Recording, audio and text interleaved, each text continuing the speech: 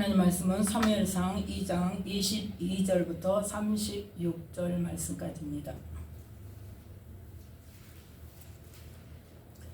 사무엘상 2장 22절부터 36절 말씀까지 함께 합독하겠습니다.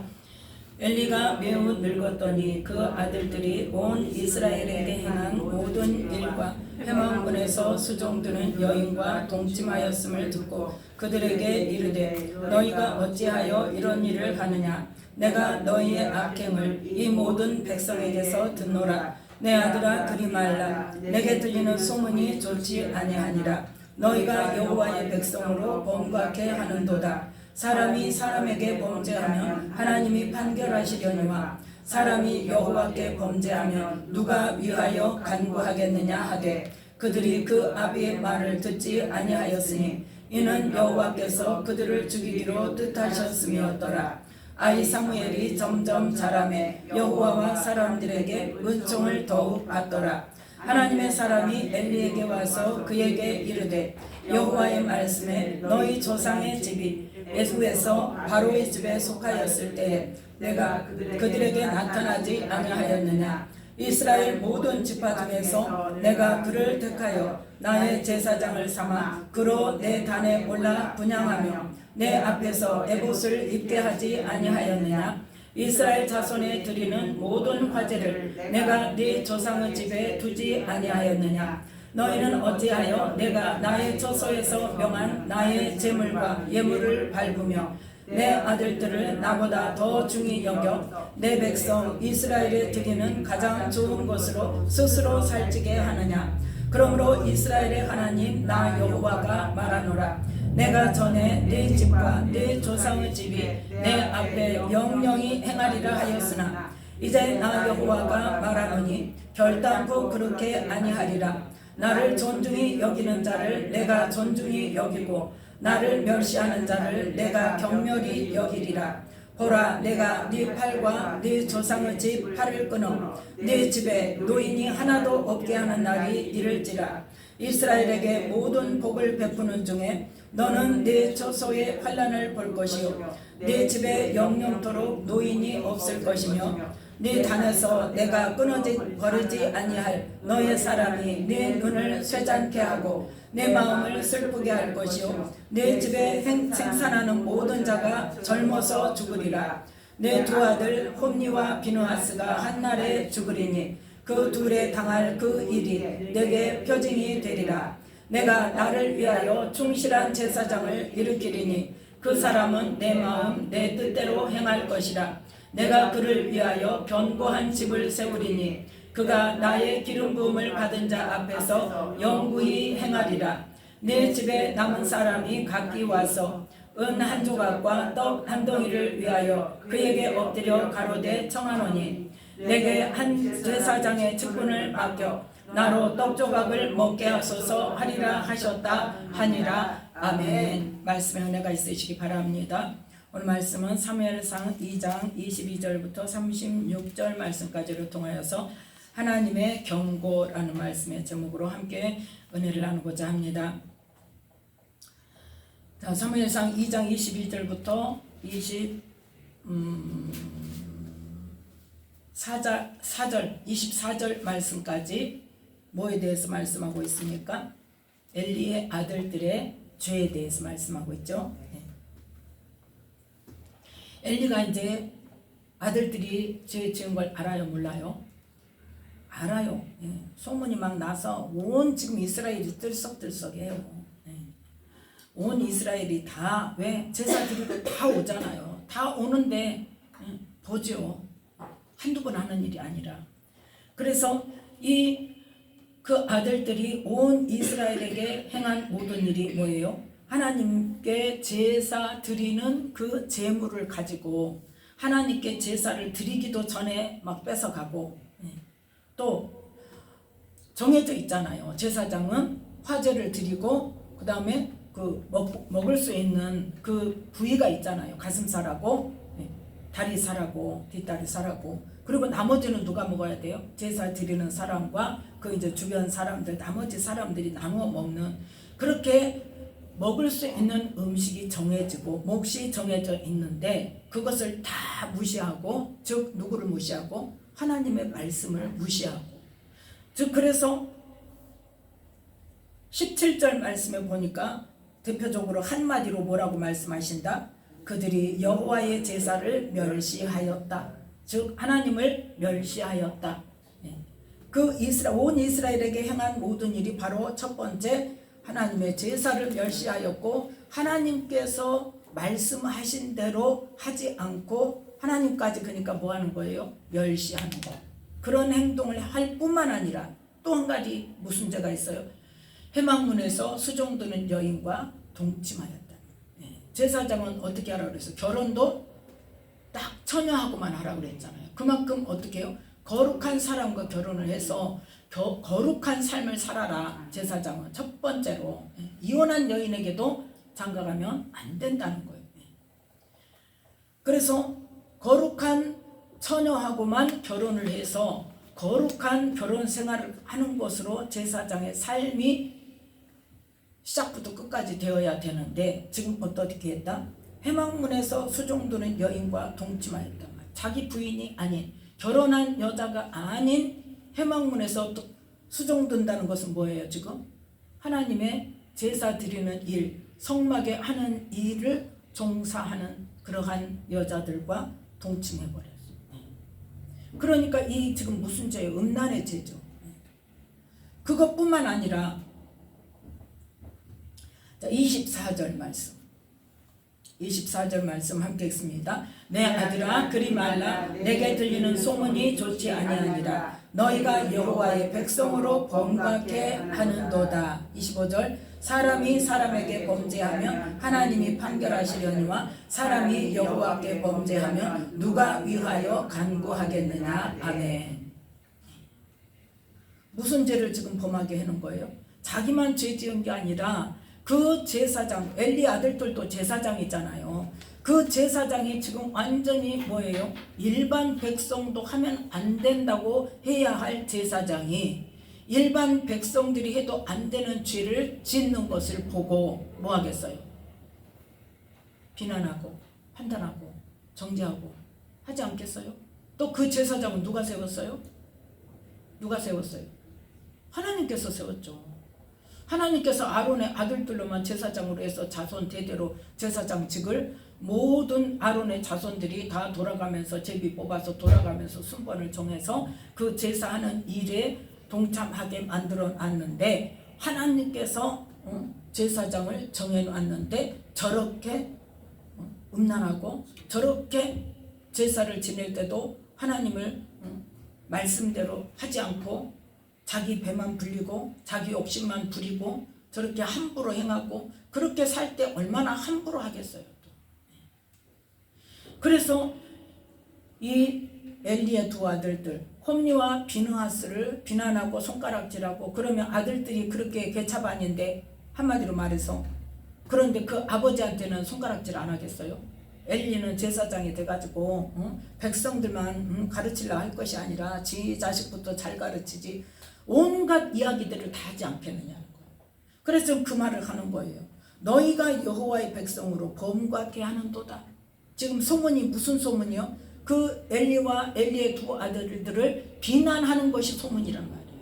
비난하고 판단하고 정죄하고, 그것이 지금 뭐 하는 거예요? 하나님의 백성을 범죄케 하는 거야. 너희들이 잘못함으로 인해서. 너희들이 잘못하지 않았다면 그들이 제사장을 비난할 이유가 없죠. 그러면 제사장을 비난한다는 것은 하나님 앞에서 뭘 비난하는 거예요? 하나님의 거룩함과 권위를 훼손하는 죄를 범한단 말이에요. 하나님까지도 비난하는 결론이 된단 말이에요. 그래서 이스라엘 백성으로 범죄케 하고, 또 사람이 사람에게 범죄하면 하나님이 판결하시는데, 사람이 하나님께 범죄하면 누가 위하여 간구하겠느냐. 방법이 없다는 거예요. 이스라엘 모든 백성으로 지금 죄짓게 하고 하나님께까지 죄짓게 하는 너희들이 지금 행동을 고쳐야 하지 않겠느냐 하고 지금 나무라고 있는 거예요. 그런데 회개를 합니까? 안 합니까? 안 하죠. 회개를 안 하는 것은 뭐 때문이다? 자, 25절 끝 말씀 중간부터 그들이 함께 읽습니다. 그들이 그 아비의 말을 듣지 아니하였으니 이는 여호와께서 그들을 죽이기로 뜻하셨음이었더라. 아멘.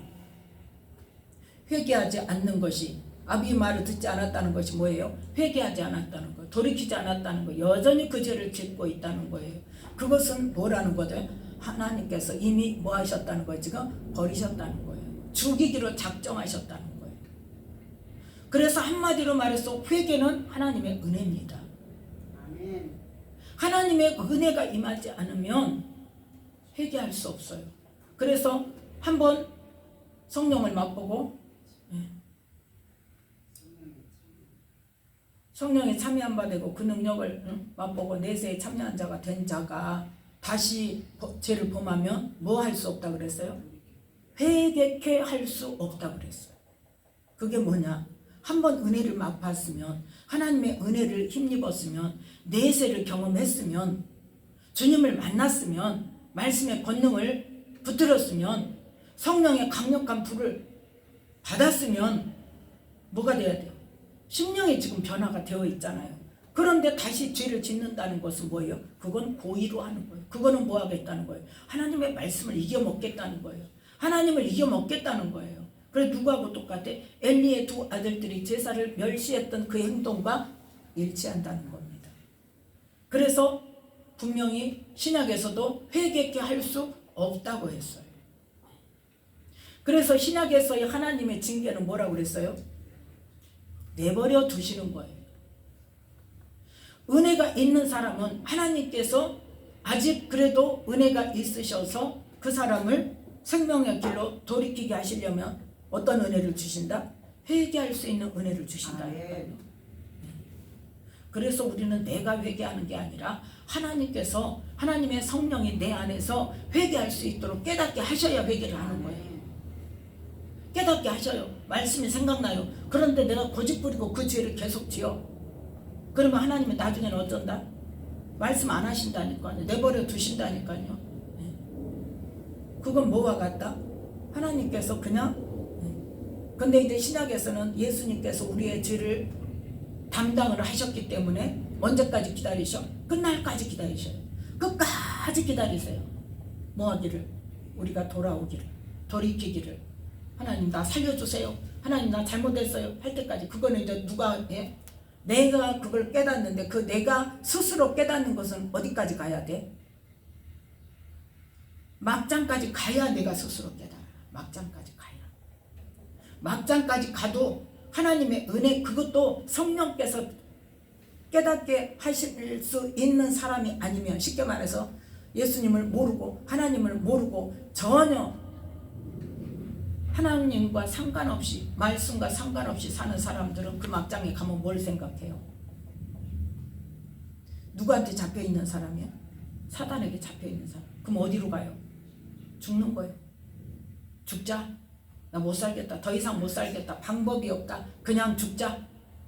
그건 누가 이끌어가는 거예요? 사단이 이끌어가는 거예요. 근데 그거를 하나님께서는 어때요? 그때는 이제 내 뭐가 필요한 거예요? 나의 의지가 필요한 거예요. 내가 정말 어떻게든지 하나님께 살려달라고 해야 되겠다. 이거 방법이 없다. 난 도저히 할 수 없으니까 하나님께 잘못했다고 빌어야지. 그러면 어디까지 가냐? 갈 때까지 가가지고 그게 된다고. 그런데 그 전에 그러면 하나님께서 말씀을 안 하시냐? 하세요. 이 성경 말씀을 내가 읽을 때 하시고, 설교 말씀을 들을 때 하시고, 또 기도할 때 생각나게 하시고, 말씀해 주시고. 그런데 뭐 한다? 내가 고집을 부리고 회개를 안 해. 이거 지금 뭐 하는 거야? 자기가 고집을 부리고 회개를 안 하는 거예요. 자기가 옳다고. 그러니까 하나님께서는 어때? 이제 버리는 거예요. 이게 지금 하루 이틀에 이루어져서 한 번 범죄해가지고 이 일이 일어났겠냐고요. 지금 끝 지점이에요. 그래서 하나님께서 이제는 뭐 하시려고? 말을 듣지 않고 돌이키지 않고 회개하지 않으니까 하나님께서 그들을 죽이기로 작정을 하셨단 말이에요. 그래서 돌이키지 않아요. 그런데 26절을 보니까 누가 나옵니까? 아이 사무엘은 그에 반해서 제사장인 엘리의 아들들은 이러한 삶을 지금 살고 있는데 하나님께 특별히 서원한 바 되어져서 날씨린으로 바쳐진 이 아기 때부터 젖을 떼기 시작할 때부터 성전에 들여져서 성전에서 자라는 아이 사무엘은 어떻게 하더라? 하나님과 사람들에게 은총을 더욱 받더라. 그러니까 하나님을 경외하고 하나님의 말씀을 잘 지키고 또 더불어서 어때요? 거기 있는 누가 그 성전에 누가 들락거려요? 제사장들이 들락거리잖아요. 그 제사장들의 말을 또 잘 듣고 하나님 섬기는 법도 배워가면서 하나님을 이렇게 섬기는구나 말씀도 배우고 그러면서 그 안에서 너무너무 순종을 잘하고 그러니까 더 은총을 받더라는 거죠. 그래서 이제 아이 사무엘은 하나님께 은총을 받고 하나님의 은혜를 더 받고 그래서 하나님과 사람한테 더 사랑스러움을 받고 그러는데 엘리의 두 아들은 변화가 되더라 안 되더라? 안 되고 있어. 그러니까 안 되니까 이제 하나님께서 누구를 보내셨어요? 하나님의 사람을 엘리에게 보내셨어요. 사무엘의 말이 처음이 아니란 말이에요. 지금 하나님의 사람 즉 누구를 선지자를 하나님의 말씀을 받아서 대언해서 선포해주는 선지자. 자, 그래서 우리는 예언 사역이 칭찬만 돼서는 안 됩니다. 분명히 하나님의 말씀을 전해야 될 사람, 책망의 말씀을 전해야 될 사람, 책망의 말씀을 전해야 돼요. 이 구약의 선지서를 보면 그 선지자들의 사명에 대해서 분명히 말씀합니다. 가령 하나님이 그 사람을 이제 죽을 거다 그 말을 했다 하자. 그런데 선지자가 그 말을 전하지 않으면 그 사람이 죄를 돌이키지 않아서 정말 죽으면 그 생명값을 누구한테 찾는다? 선지자에게 찾는다 그랬어요. 즉 누구한테 찾는 거예요? 예언 사역자에게 찾는 거예요. 동일한 말씀입니다. 신약이라고 달라지는 거 없습니다. 물론 하나님께서 위로할 자는 위로의 말씀을 주시고 또 아니할 자는 아니할 말씀을 주시고 희망을 줘야 될 사람은 희망의 말씀을 주시고 소망의 말씀을 주시기도 합니다. 그렇지만 분명하게 죄를 회개해야 할 사람은 하나님의 사람 예언자를 통해서 죄를 회개하도록 말씀을 주십니다. 그러면 그 말씀 전해줘야 돼요. 그런데 너 회개하라고 했으니까 빨리 회개해요, 빨리 회개해요, 빨리 회개해요 막 종주먹을 댈 필요는 없어요. 뭐만 하면 돼요? 전하기만 하면 돼요. 하나님의 뜻은 이렇다. 그 다음에 선택은 누가 하는 거예요? 본인이 하는 거예요. 그래서 선지자가 전해주지 않아서 이 사람이 죄를 회개하지 않고 그 죄 중에 죽어서 죄값을 받게 되면 그 피값을, 그 생명값을 선지자에게 찾겠는데 만약에 하나님께서 이 선지자에게 전해라 해서 그 말을 전했는데 본인이 돌이키지 않고 죄악 중에 죽으면 본인이 책임이다. 선지자는 책임이 없다. 그러니까 선지자는 단지 무슨 책임? 전하는 책임. 그러면 그 말씀을 받는 사람. 그래서 우리는 예언자, 예언 사역도 잘 분별해서 받아야 되지만 정말 신뢰할 만하고 하나님의 감동에 와서 그 예언 사역자에게 말씀을 받았으면, 예언을 받았으면 그 말씀을 하나님의 말씀으로 우리가 받아야 될 필요가 있어요. 내가 이해되지 않는다고 나는 아닌 것 같다고 그걸 버려버리면 나는 아니라고 생각해요. 그 말씀을 붙잡고 내가 알지 못하는, 내가 이해할 수 없는 그 말씀을 붙잡았을 때 그 말씀을 붙잡고 기도를 해야 돼요. 하나님, 내가 예언 사역자를 통해서 이런 말씀을 받았는데 하나님 어떤 의미입니까? 내가 무엇을 깨달아야 됩니까? 정확히 알게 해주세요. 내게 가르쳐 주세요. 나는 무슨 말인지 모르겠어요. 무엇을 말씀하시는지 잘 모르겠어요. 그러면 그 말씀이 왜 저에게 주어졌는지 하나님 깨닫게 해주세요. 그걸 놓고 계속 기도를 하세요. 뭐 할 때까지? 내가 깨달아질 때까지. 적어도 깊이 있는 기도를 3차례 이상은 해야 돼요. 그 3차례라는 것이 하나님 무슨 뜻이에요? 무슨 뜻이에요? 그렇게 한번 묻고 또 조금 있다가 무슨 뜻이에요? 한번 묻고. 이 의미가 아닙니다. 바울이 자기 질병을 놓고 몇 번 기도했다고 그랬어요? 3번 강구했다 그러죠.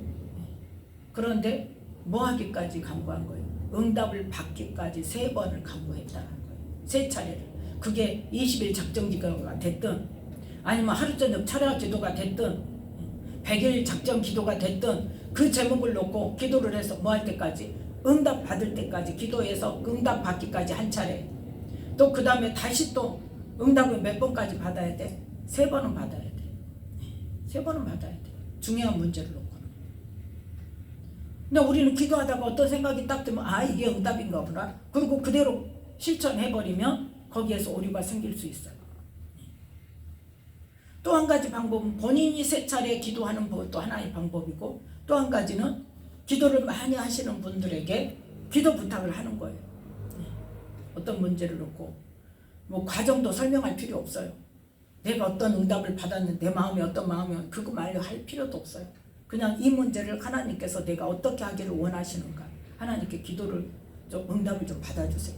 세 사람에게 부탁을 해서 부탁해놓고 나는 어떤 기도를 하냐. 하나님 이 3사람을 통해서 하나님의 뜻을 알게 해주세요. 그런데 하나님의 뜻이라면 3사람이 동일한 응답이 나와야 돼. 2사람은 같은데 한 사람 다르다. 그건 응답 아니에요. 3사람이 동일한 응답이 나와야 돼. 그래야 하나님의 뜻이라고 우리가 확정 지을 수 있어요. 그렇기 때문에 우리는 이 하나님의 사람, 예언자, 예언사역자라는 그 은사 또 직분에 대해서 우리는 함부로 누가 뭐 은사가 강하다 하더라도 무조건 가서 해달라고 할 것이 아니라 기도를 해야 돼요. 하나님 그분에게 내가 예언을 받는 것이 맞는지 아니면은 내 마음에 막 와 그 사람한테 기도를 받으면 이 문제에 대한 해결을 받겠다는 그 마음이 와요. 강하게 와요. 그럴 때 그냥 가면 됩니까 안 됩니까? 그냥 가면 되냐고 안 되냐고.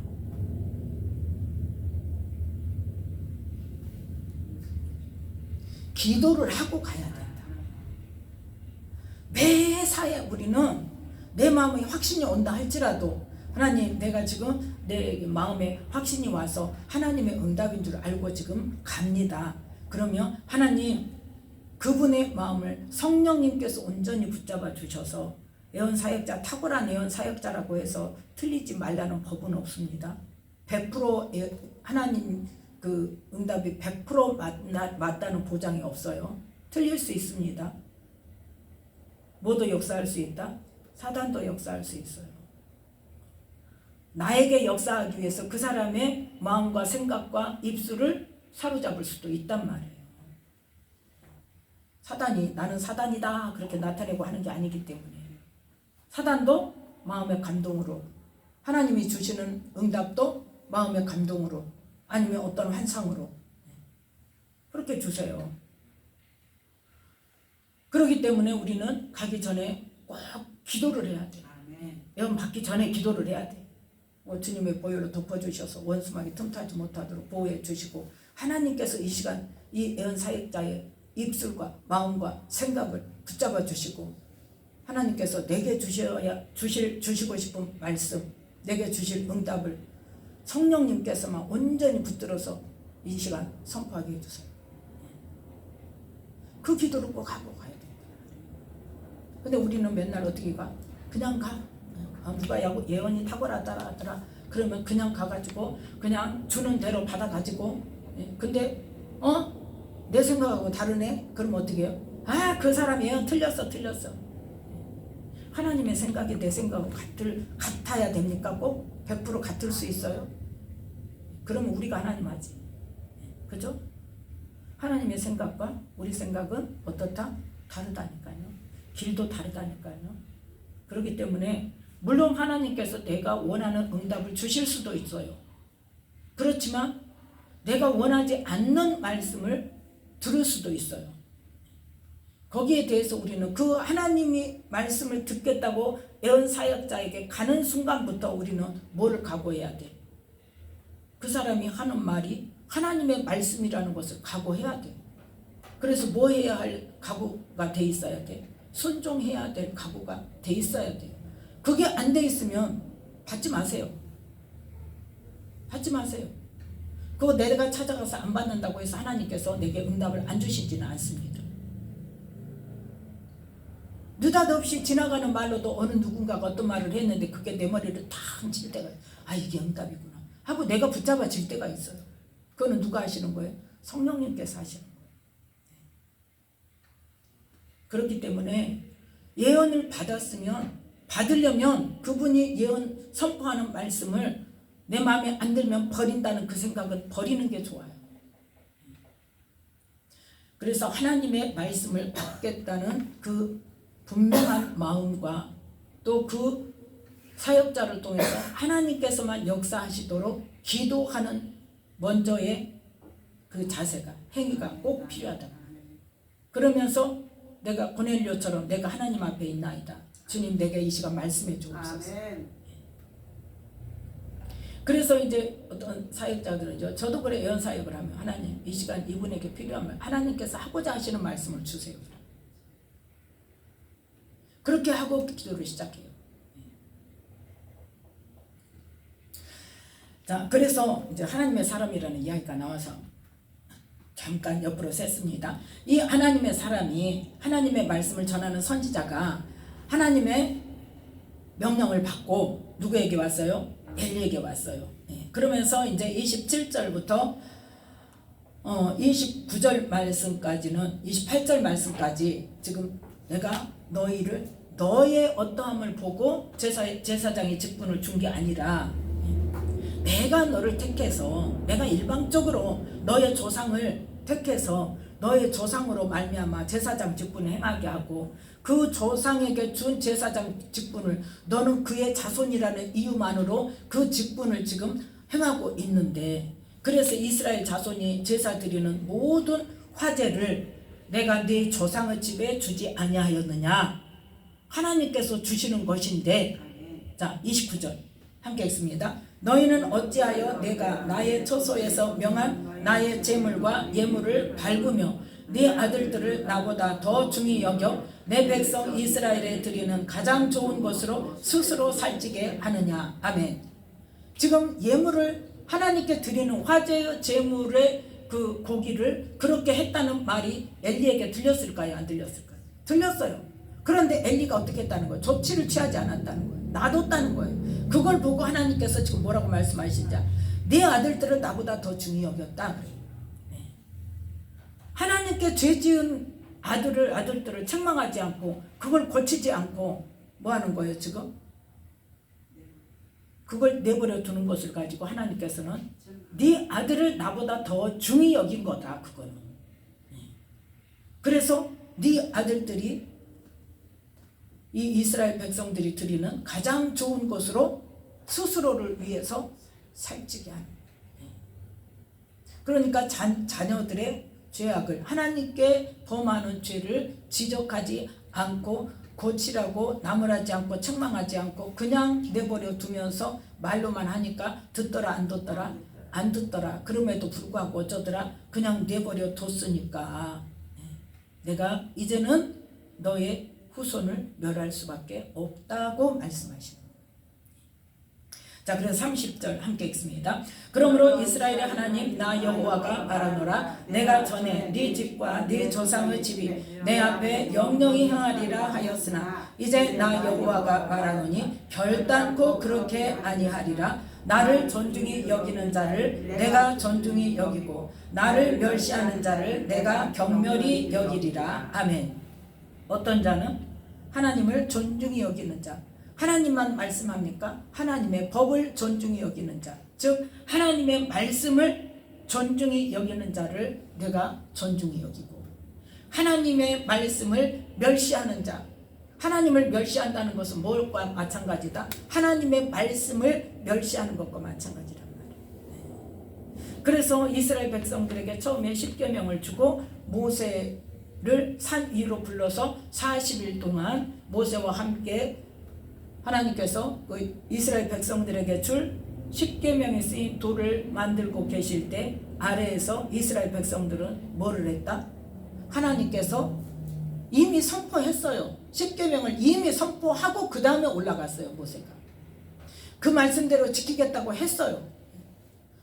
너희들은 나를 비겨서 어떤 형상이든지 만들지 말라 했는데 뭘 만들었어요? 금송아지를 만들었어요. 그래서 하나님께서 그 이스라엘 백성들에게 뭐라고 책망하십니까? 너희들이 나를 멸시했다 그러십니다. 근데 그 이스라엘 백성들이 금송아지를 만들면서 누구를 섬기자는 거였어요? 자기들 나름대로는 하나님을 섬기는 거예요. 애굽에서 우리를 이끌어내신 신을 만들자 해가지고 금송아지 만든 거예요. 다른 신이 아니었어요. 하나님을 섬기겠다고 금송아지를 만든 거예요. 그러니까 우리가 생각하는 우상과 하나님께서 말씀하시는 우상이 다르다는 거죠. 우리는 알지 못하고 행하는 일들이 하나님께서 보실 때 우상 숭배가 되는 경우가 많이 있다는 겁니다. 그거는 뭐하고 마찬가지. 지금 엘리에게 책망하시는 것처럼 엘리의 아들들이 하나님을 멸시하는 지금 행위를 하고 있는데 그것을 놔두는 것이 누구를 더 귀중히 여기는 거다? 아들들을 더 하나님보다 귀중히 여기는 거. 그러니까 아들이 우상이었다 이 말입니다. 한마디로 말해서 우리의 인간관계도 마찬가지예요. 우리의 신앙생활의 삶 속에서도 마찬가지예요. 우리가 하나님보다 무엇을 더 중하게 여기고 있는가? 하나님께서 나의 어떤 모습을 우상 숭배라고 하시는가? 우리가 뭐 신천지를 가서 아니면 절에를 가서 뭐 남녀혈안개교를 섬겨서 그것만이 우상이 아니, 우리는 우리의 의식 속에 그것만 우상으로 생각하죠. 하나님은 그것보다도 더 어떤 거? 하나님을 섬기면서도 뭐를 더 중하게 여기는가? 그게 더 중요한 거. 그래서 하나님께서는 어떤다? 나를 존중히 여기는 자를 존중히 여기고 나를 멸시하는 자를 내가 격렬히 여기리라. 그래서 너희들은 나를 뭐 했어? 지금 멸시하는 죄를 범했어. 그래서 내가 너희들에게 이런 벌을 내릴 거야. 31절부터 33절 말씀까지 함께 읽습니다. 보라, 내가 네 팔과 네 조상의 집 팔을 끊어 네 집에 노인이 하나도 없게 하는 날이 이를지라. 이스라엘에게 모든 복을 베푸는 중에 너는 네 처소의 환난을 볼 것이요 네 집에 영영토록 노인이 없을 것이며 내 단에서 내가 끊어버리지 아니할 너의 사람이 네 눈을 쇠장케 하고 네 마음을 슬프게 할 것이요 네 집에 생산하는 모든 자가 젊어서 죽으리라. 아멘. 자, 내 집에서 뭐한다? 내 집에 노인이 하나도 없게 하는 날이 이를지라 그랬어요. 네 자손, 물론 아론의 자손들, 다른 제사장들, 엘리의 형제나 그런 그 조상이나 다른 조상들에게서 나는 자손들은 하나님께서 건드리지 않습니다. 오직 누구? 엘리와 두 아들의 자손들. 그래서 실제로 어떻게 됩니까? 엘리와 두 아들이 가장 먼저 죽지요. 그런데 엘리와 두 제사장이 죽을 때에 누구도 더불어 죽어요. 비느하스의 아내와 그 아이를 낳으면서 죽었죠. 그 아이가 바로 누구다? 이가봇이란 말이에요. 이가봇인데 성경에 보면 물론 이가봇의 형제 아히둡이라는 제사장이 있습니다. 그는 어떤 시대? 사울의 시대에 자 사무엘상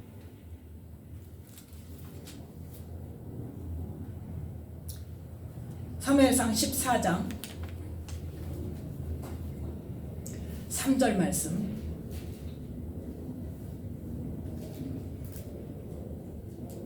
사무엘상 14장 3절 말씀 함께 읽습니다. 아히야는 에봇을 입고 거기 있었으니 그는 이가봇의 형제 아히둡의 아들이요 비느하스의 손자요 실로에서 여호와의 제사장이 되었던 엘리의 증손이었더라. 백성은 요나단의 간주를 알지 못하니라. 아멘. 이 지금 요나단은 누구를 말하는 거예요? 사울의 아들 요나단을 말하고 있어요. 지금 요나단이 블레셋 사람의 진 중에 들어가서 혼자 그 병기 든 소년하고 둘이 가가지고 그 적진을 다 해집어 놓은 그때가 있죠. 그때를 말하는 거예요. 그때 아히야는 에봇을 입고 거익이 있었는데 이 아히야라는 제사장이 에봇을 입었다는 건 뭐다? 제사장이다. 이 아히야 제사장은 누구의 형제? 이가봇의 형제 아히둡의 아들이란 말이야. 그러니까 이가봇이 누구다? 비느하스 부인이 죽기 전 바로 직전에 낳은 아이가 이가봇이고 그 이가봇의 이름의 뜻이 뭐다? 하나님의 영광이 떠났다는 거야. 그 이가봇의 형제라는 것은 뭐예요? 엄마가 죽었으니까 죽기 전에 낳은 아들이죠. 그러니까 이가봇의 형 아히둡의 아들들이 지금 살아있다는 거예요. 그래서 제사장 직분을 계속 하고 있다는 거예요. 엘리와 홈리와 비느하스는 죽었는데 홈리는 아들이 없었나 보죠. 이 비느하스의 아들이었던 이가봇의 형제 아히둡, 그러니까 형 아히둡의 아들이 아히야라는 거예요. 그걸 분명히 지금 나타내고 있습니다. 그래서 실로에서 여호와의 제사장이 되었던 엘리의 증손이었더라. 이 아히야가 사울 시대에 이 제사장 일을 하고 있었는데 이 아히야와 또 다른 형제인지 아니면 아히야를 말하는 건지 이름이 다른 이름인데 한 사람인지 그거는 명확하지 않습니다. 명확하지 않는데 사무엘상 21장에 보면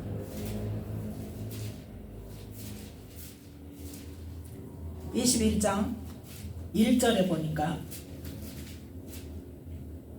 1절 함께 있습니다. 다윗이 노베 가서 제사장 아히멜렉에게 이르니 아히멜렉이 떨며 다윗을 영접하며 그에게 이르되 어찌하여 네가 홀로 있고 함께하는 자가 아무도 없느냐. 아멘. 이때 제사장이 누구였다? 아히멜렉. 이 아히멜렉이 아히둠의 아들인지 아히야 동일한 사람인지, 그러니까 다른 아들인지 아히야인지는 명확하지 않지만 그때 이 아히둠의 아들인 아히멜렉이 제사장 하고 있었다는 거예요. 그 제사장에게 다윗이 가가지고 거짓말을 했죠. 사울의 심부름을 간다. 그래가지고 우리가 먹을 떡을 주라 하고 떡을 먹고 그 다음에 뭘 가지고 갔어요? 다윗이 골리앗 장군을 죽였던 그 칼을 가지고 갔단 말이에요.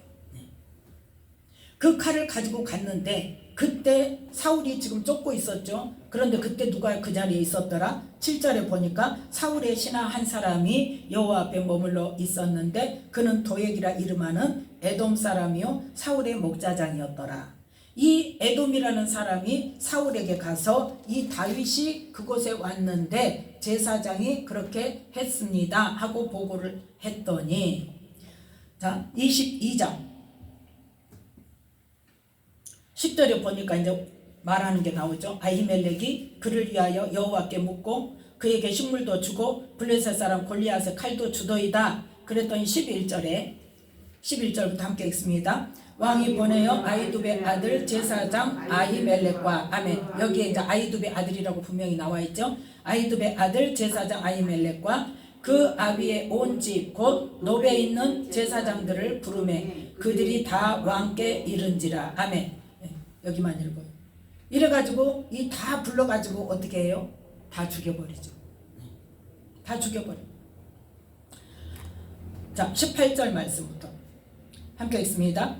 왕이 도액에게 이르되 너는 돌이켜 제사장들을 죽이라 하매 에돔 사람 도액이 돌이켜 제사장들을 쳐서 그날에 세마포 에봇 입은 자 85인을 죽였고 제사장들의 성읍 노베 남녀와 아이들과 젖먹는 자들과 소와 나귀와 양을 칼로 쳤더라. 아멘. 이 아히둡의 아들 제사장이 살고 있는 노베 사람을 보내서 거기에 있는 모든 제사장을 다 불렀단 말이에요. 다 불러서 사울 앞에 놓고 사울이 이제 너희들이 이랬다며 아히멜렉 네가 이랬다며 그러니까 네 노베에 있었던 제사장들 다 죽여라 하고 신하들한테 말했더니 이스라엘 백성들은 제사장을 죽일 수가 있어요 없어요? 못 죽이는 거예요. 두려워서 못 죽여요. 그러니까 이 도액이라는 사람 어떤 사람이다? 에돔 사람이에요. 이스라엘 백성이 아니에요. 그러니까 사울이 죽이라니까 왕이 죽이라니까 겁없이 죽여버린 거예요. 그래서 다 죽여버렸어.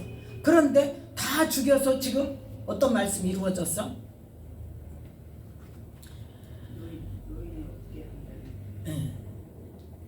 네 앞에서 노인이 없게 하리라는 말씀이 이루어졌죠. 내 집에 생산하는 모든 자가 젊어서 죽으리라. 33절 말씀, 사무엘상 2장 33절 말씀이 지금 이루어졌어요. 32절 33절 32절 내 집에 영영토록 노인이 없을 것이고, 또 33절에 내 집에 생산하는 모든 자가 젊어서 죽으리라. 그 일이 지금 어디에서? 사무엘상 22장 18절부터 19절 말씀까지 해서 다 이루어졌어요. 그런데 그 중에도 하나님께서는 항상 뭐를 남겨놓으신다? 씨앗을 남겨놓으세요. 자, 사무엘상 22장 20절, 사무엘상 23장 20절 함께 있습니다. 아히두베 아들 아히멜렉의 아들 중 하나가 피하였으니 그 이름은 아비아달이라. 그가 도망하여 다윗에게로 가서. 아멘. 지금 아비아달이 그 죽이는 그 아수라장 속에서 어떻게 몸을 숨겨서 피해서 이제 누구한테 갔어요? 다윗에게 갔어요. 그래서 그때부터 다윗의 제사장이 되었어요. 다윗의 제사장이 되었는데, 그 다음에 이 다윗이 이 아비아달을 통해서 무슨 일을 했냐? 법궤를 매서 이 다윗성에 법궤를 모셔오는 일에 이 아비아달이 쓰임을 받았어요. 그때까지 그러니까 제사장 직분을 잘 했어요. 그런데 자, 하나님의 말씀이 어떻게 이루어지는가 보세요. 하나님께서 지금 살려주셨어요. 살려주셨는데, 목숨은 살려주셨는데, 누가 자청해서? 아비아달이 자청해서 죄를 짓게 돼요. 죽임 당할 수 있는 죄를 짓게 돼요. 그게 무슨 죄냐? 압살롬의 편을 들어요. 압살롬의 반역이 일어났죠. 그때 압살롬 편을 들어요. 사독은 안 갔어요. 사독은 안 갔는데 압살롬의 편을 지금 누가? 아비아달이 들어서 압살롬의 제사장으로 있게 된단 말이에요. 그래서 자, 어떻게 마무리가 되나? 자, 열왕기상 2장, 열왕기상 2장 26절부터. 자, 압살롬의 편을 들어서 이 아비아달이 압살롬의 반역에 동참을 했죠. 그리고 지금 압살롬의 반역이 압살롬의 죽는 것으로 해서 끝났죠. 그래서 그 압살롬의 편을 든 제사장 아비아달에게 다윗 왕이 지금 하는 거예요. 자, 26절부터 함께 읽습니다. 왕이 제사장 아비아달에게 이르되 내 고향 아나돗으로 가라. 너는 마땅히 죽을 자로되 내가 내 부친 다윗 앞에서 주 여호와의 궤를 메었고 또 내 부친이 모든 환난을 받을 때에 너도 환난을 받았은즉 내가 오늘날 너를 죽이지 아니하노라 하고 아비아달을 쫓아내어 여호와의 제사장 직분을 파면하니 여호와께서 실로에서 엘리의 집에 대하여 하신 말씀을 응하게 함이더라. 아멘. 이걸로 해서 사무엘상 2장 36절 말씀이 온전히 이루어지게 돼요. 지금 누가? 이 아비아달을 하나님께서는 남겨두셨어요. 그 가문 중에서 남겨두셨는데 누가 자청해서 했더라? 자기가 자청해서 반역하는 압살롬 편에 들었다가 압살롬 죽고, 그 다음에 지금 왕이 제사장이니까 어때요? 놔뒀죠? 놔뒀는데 다윗이 솔로몬에게 왕위를 물려주면서 이야기를 한 거죠. 그래서 솔로몬 왕이 되고 나서 아비아달에게 이제 너는 어디로 가? 아나돗으로 가. 아나돗으로 가는데 제사장이기 때문에 죽일 수는 없고 그쪽으로 가는데 뭘 한다? 제사장 직분을 파면한다. 그러면 제사장 직분을 파면하면 이제 먹고 살 수가 있어요, 없어요? 없어요. 그러니까 즉 아까 우리가 봤던 사무엘상 2장 36절 말씀,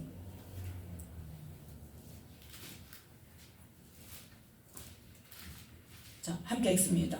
사무엘상 2장 36절. 내 집에 남은 사람이 각기 와서 은 한 조각과 떡 한 덩이를 위하여 그에게 엎드려 가로되 청하노니 내게 한 제사장의 직분을 맡겨 나로 떡 조각을 먹게 하소서 하리라 하셨다 하니.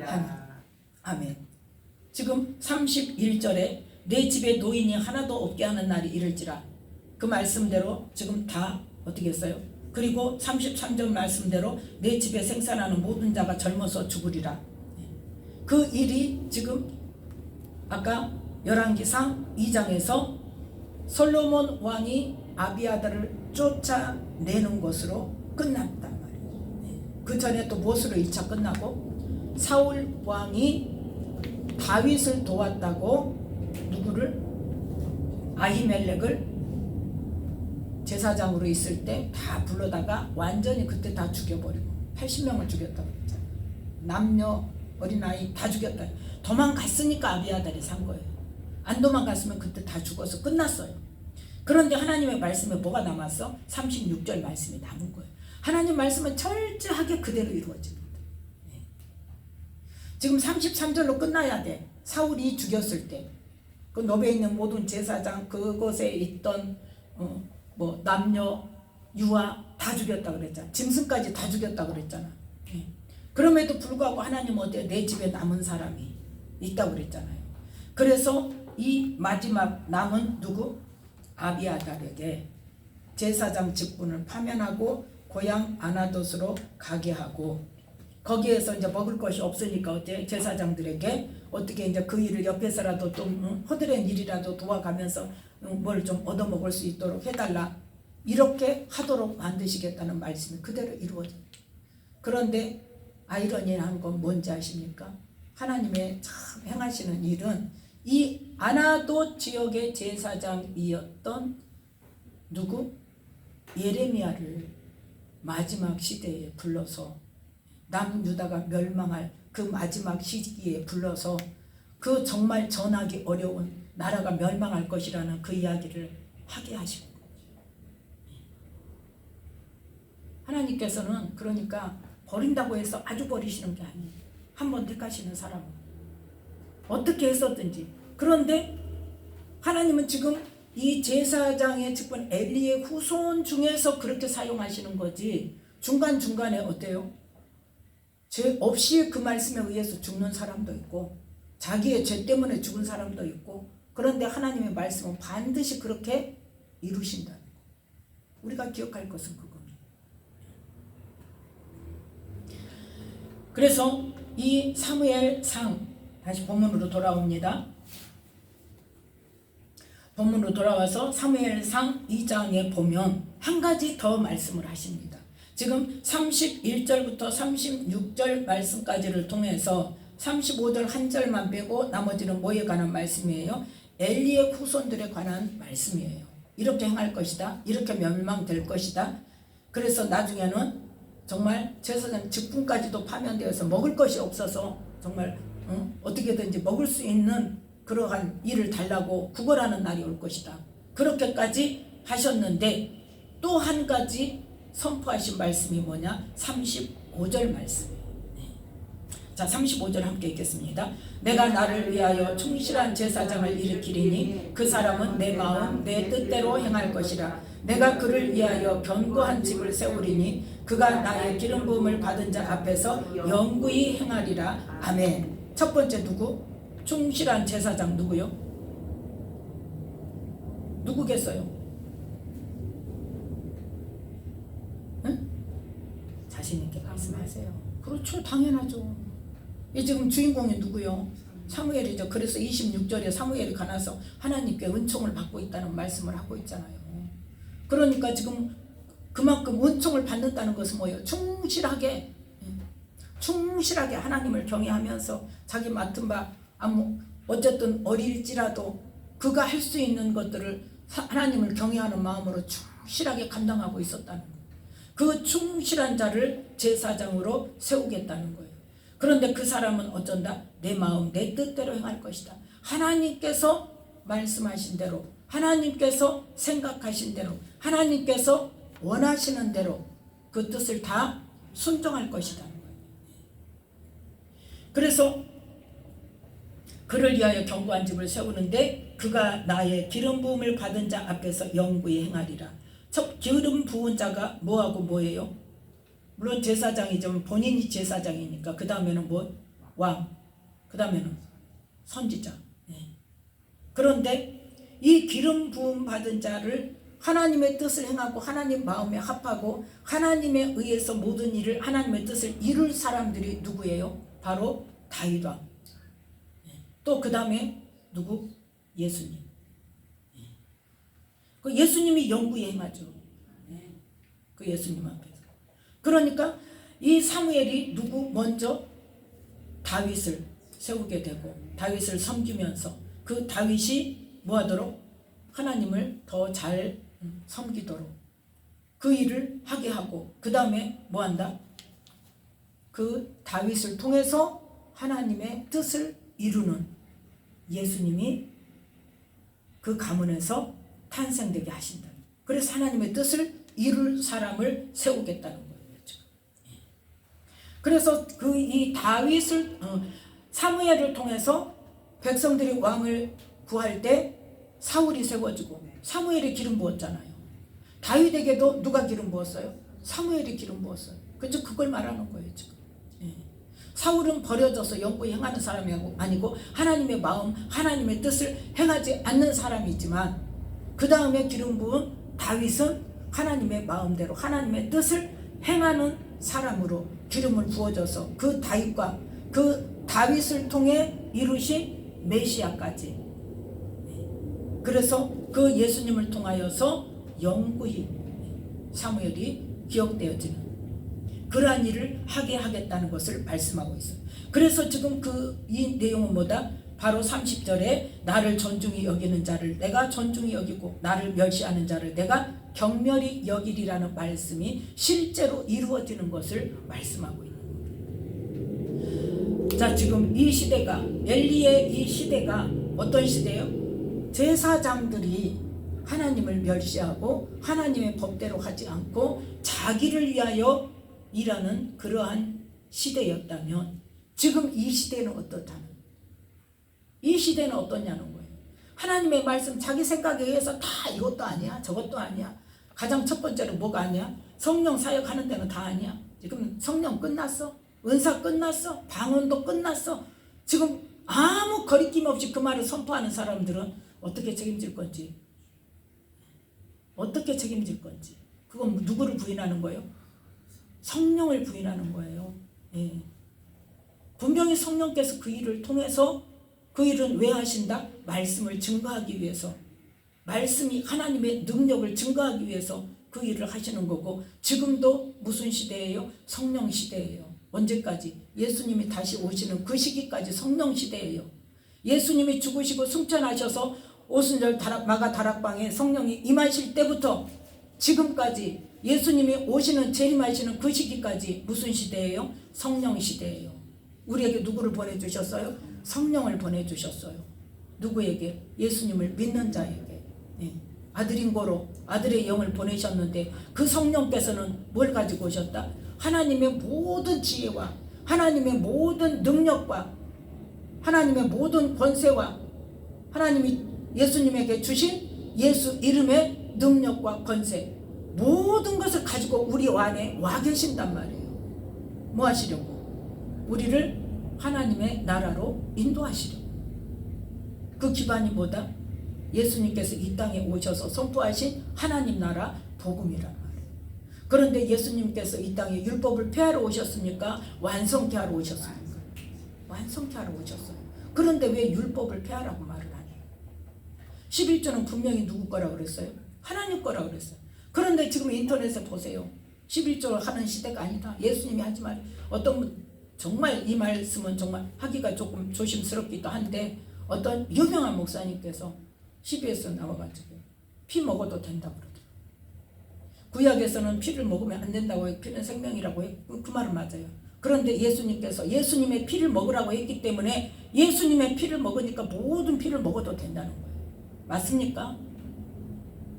맞냐고요? 예수님의 피를 우리가 먹습니까? 예수님의 보혈의 능력을 우리가 계속 뭐 하는 거예요? 사용하는 거예요.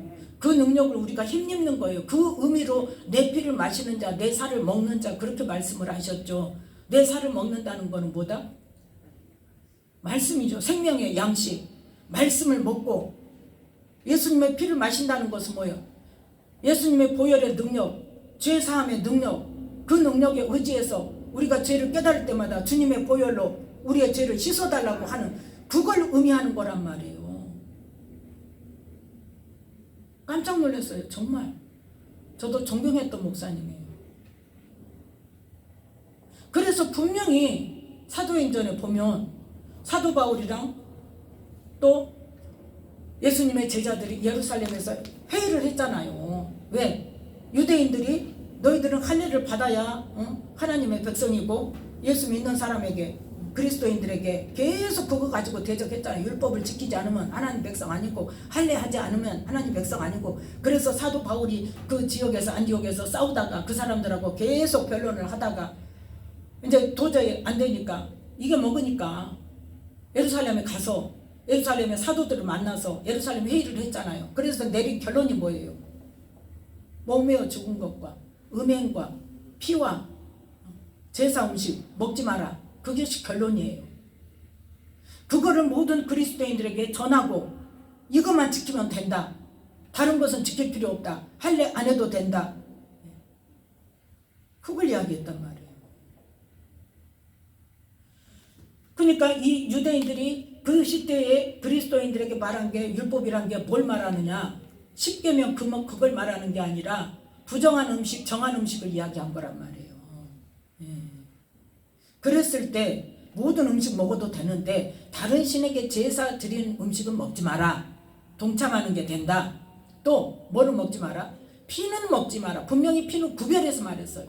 이 네 가지 분명하게 말했어요. 피 먹지 마라. 또 목매어 죽인 거를 먹지 마라. 왜? 목매어 죽인 거는 피를 쏟았어요, 안 쏟았어요? 안 쏟았잖아요. 그럼 피까지 같이 먹는 거예요. 의미가 분명합니다. 그래서 예수님의 피는, 내 피를 먹으라 하는 것은 예수님의 보혈의 능력을 우리가 힘입어서 그 보혈로 우리의 죄를 씻고, 그 보혈에 의해서 뭐예요? 죄값이 치러졌기 때문에 죄를 가지고 정죄하고자 하는 원수마귀들을 어때요? 물리칠 수 있는 그 능력이 있는 거예요. 그래서 우리는 복음을 분명히 알아야 돼요. 예수님의 보혈이 어떤 능력을 가졌는지. 그래서 분명히 사도행전에 그렇게 나와 있단 말이에요. 예수님을 믿는 사람들에게 유대인들이 무슨 말을 하더라도 너희들을 마음에 요동하지 말고 이 네 가지만 지키면 되니까 너희들은 이것만 지켜라 하고, 그걸 써가지고 바울과 신라와 누구요? 그 두 저기를 더 붙여가지고 다시 보냈잖아요. 편지 써가지고. 사도들이 이거는 12사도와 함께 의논해서 결정한 거다 해서 글씨를 써가지고, 편지 써가지고 보냈잖아요. 그러니까 한마디로 말해서 뭐예요? 하나님의 말씀을 자꾸 뭐예요? 나에게 편한 대로, 나에게 편한 대로, 아무 데서나 내 안에 성령님이 계시고 내가 하나님의 성전이니까 아무 데서나 나 혼자 예배드려도 되고, 뭐든지 자기 편할 대로 다 만들어버리고 내가 옳다고 다른 사람까지 그렇게 가르친단 말이에요. 그러다 어떻게 할 거냐고. 만약에 주님 앞에 섰을 때 너는 내 말씀, 이 말씀에서 지키지 않았다. 너는 내가 이렇게 하라고 했는데 이 말씀을 지키지 않았다. 그래서 네 행위대로 내가 너에게 보응하리라 하셔서 내 말에 순종하지 않은 것 때문에 우리는 믿음을 뭘로 인정받는다? 행함으로 인정받는다니까요. 그래서 나는 네 믿음을 내가 인정을 못하겠다 하면 어떡할 거냐고. 자기만 지옥 갑니까? 자기가 그렇게 말해서 그걸 따르는 사람들까지 다 끌고 가는 거예요.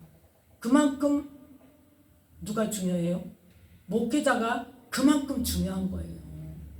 두렵고 떨려야 돼요. 정말 아무 생각 없이 나도 하나님 일 해야지. 그리고 신학교 가고, 신학교 갔으니까 당연히 목사 안수 받고, 기도도 없어. 하나님과 내 관계가 이루어진 것도 없어. 말씀 깨달은 것도 없어. 그런데 하겠다고. 그러니까 어떻게 되는 거야? 세상 사람들로부터 욕을 먹고 소금이 맛을 잃어서 소금이 뭔지도 모르고 무슨 맛을 내야 되는지도 모르고 본인도 그렇고 본인이 모르니까 어때요?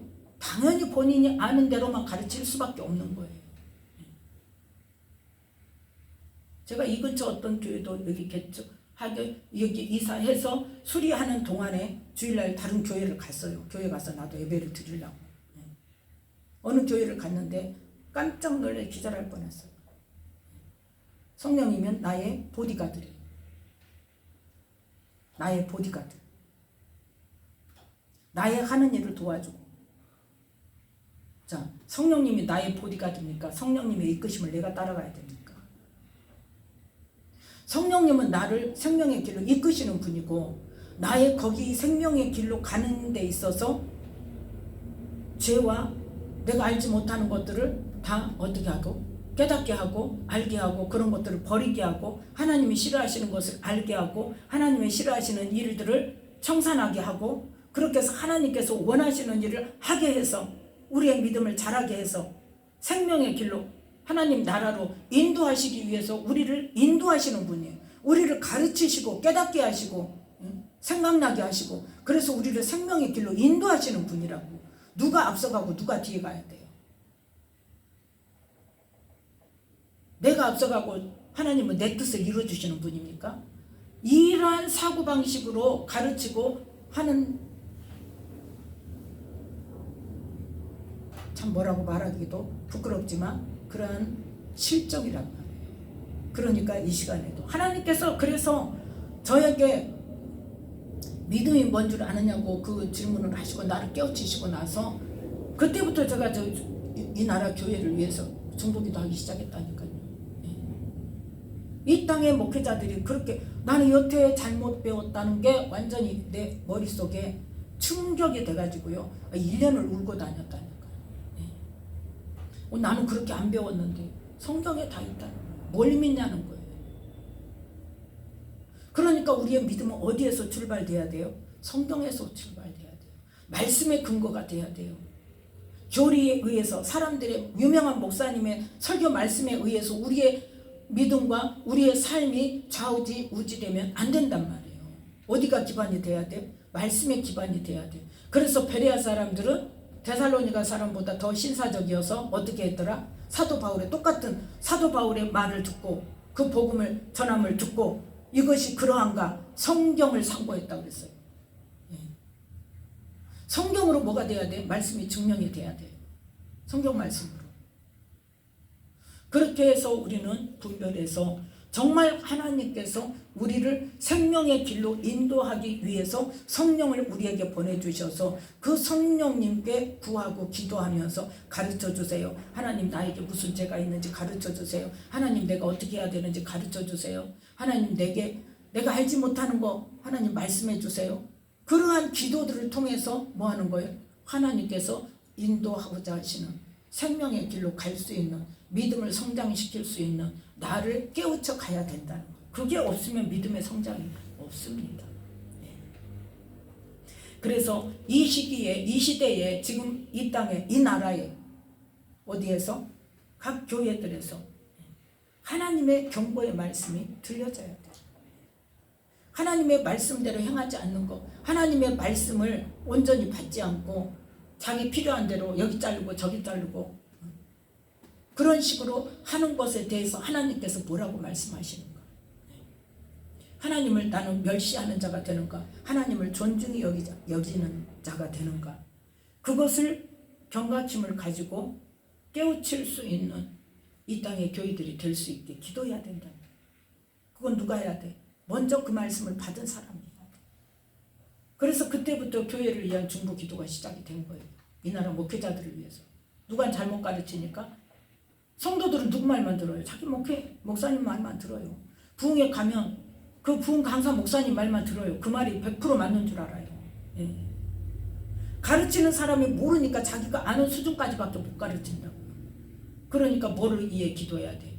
목회자들이 하나님을 제대로 알고 하나님의 말씀을 제대로 알고 그 하나님의 말씀을 바르게 가르칠 수 있는 그러한 믿음의 사람들 되게 해달라고 기도해야 되고, 또 회개하고 돌이킬 수 있는 은혜를, 아까 보니까 어때요? 회개하지 않는 것은 뭐다? 하나님께서 버리기로 작정하신다니까요. 그래서 우리는 이 땅의 교회들에게 말씀을 듣고도 어때요? 아니라고 자기가 고집부려. 그래서 회개치 않는 마음과 내 고집과 회개치 않는 마음을 통하여서 뭐가 쌓여진다? 하나님의 진노가 쌓인다고 그랬죠. 말씀에 있죠. 그래서 이 땅의 교회들의 모든 성도들이 하나님의 그 경고의 말씀이 들려지게, 어디에서부터? 성경 속에서 그 경고의 말씀이 들려지게 하고, 또 회개하고 돌이킬 수 있는 은혜를 주시라고. 그건 하나님께서 은혜를 주셔야 돼. 강하게 주셔야 돼. 우리가 그냥 치우칠 수 있는 것들을 하나님께서, 성령께서 내 안에서 강하게 그거를 깨우치시면 어떻게 해요? 회개할 수 있죠. 그래서 그 하나님의 은혜를 주시라고.